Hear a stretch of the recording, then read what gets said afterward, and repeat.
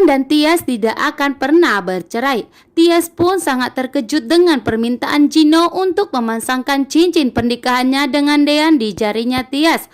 Karena saat ini bahwa Gino menganggap dirinya lah yang telah menemukan cincin tersebut. Sehingga Gino minta agar dirinya lah yang memasangkan cincin tersebut ke jari manisnya Tias. Sehingga Gino menganggap bahwa ini kesempatannya untuk mengambil cinta dari Tias kembali. Namun Tias pun sangat tercengang dan menolak permintaan dari Gino karena Tias menganggap itu pernikahannya dengan Dean, sehingga bagi Tias hanya Dean lah yang memasukkan cincin tersebut ke jari manisnya. Namun Gino pun yang mendapatkan cincin tersebut menganggap bahwa dirinya pun berhak memasukkannya, sehingga Tias pun tidak mempunyai pilihan selain membiarkan Gino memasukkan ke jari manisnya. Kalau tidak, Gino tidak akan memberikan cincin tersebut. Di sini pun Tias pasrah dengan apa yang dilakukan Gino dengan memasukkan cincinnya, sedangkan Gino pun sangat berharap jika ini adalah bukti cintanya kepada Tias, agar Tias pun memahami betapa tulus dan besarnya cinta Gino kepada Tias.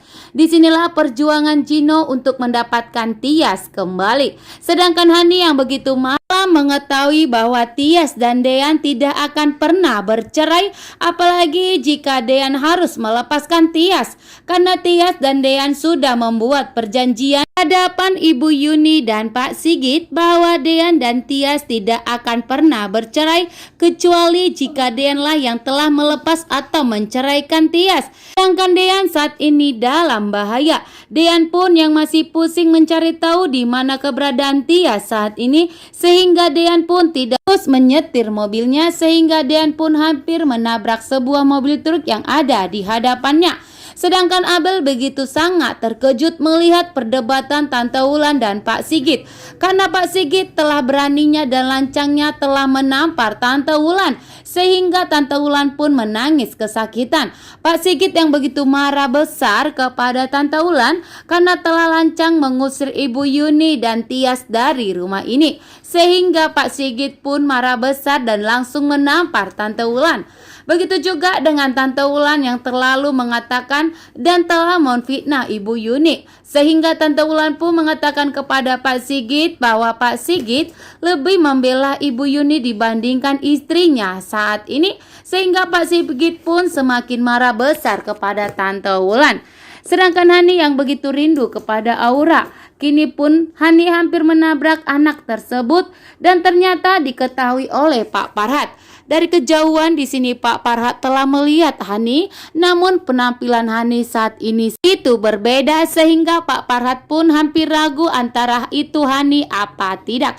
Namun Pak Farhat akan membiarkan Hani lepas begitu saja. Di sini pun Pak Farhat mencoba untuk mengikuti Hani pergi, karena Pak Farhat ingin mencari tahu dan melacak di mana Hani saat ini, karena Hani tidak ada kabar sama sekali kepada Pak Farhat, sehingga penyamaran Hani pun akan segera terbongkar dan diketahui oleh Pak Farhat dan Jidan. Sedangkan Gino pun yang pergi dari rumah Tias justru malah menguping dan mendengar saat ini Tias meminta pisah dari Dean dan mengatakan jika Dean harus melepaskan Tias. Sedangkan Dean pun tidak mau dan menolak. Dean tidak akan pernah menceraikan Tias sampai kapanpun karena Dean begitu mencintai Tias. Begitu juga dengan Tias dan Dean sudah membuat perjanjian, sehingga Dean pun tidak mau menuruti permintaan dari Tias untuk menceraikannya. Sedangkan Gino menganggap inilah kesempatannya untuk mendapatkan Tias kembali, karena saat ini hubungan Dean dan Tias sedang tidak baik-baik saja. Justru malah Tias pun meminta cerai dari Dean, sehingga Gino pun semakin berjuang dan semakin bersemangat untuk mendapatkan Tias kembali. Namun Dean pun menolak permintaan dari Tias untuk segera melakukan perceraian, karena Dean tidak mau bercerai demi Aura. Terima kasih.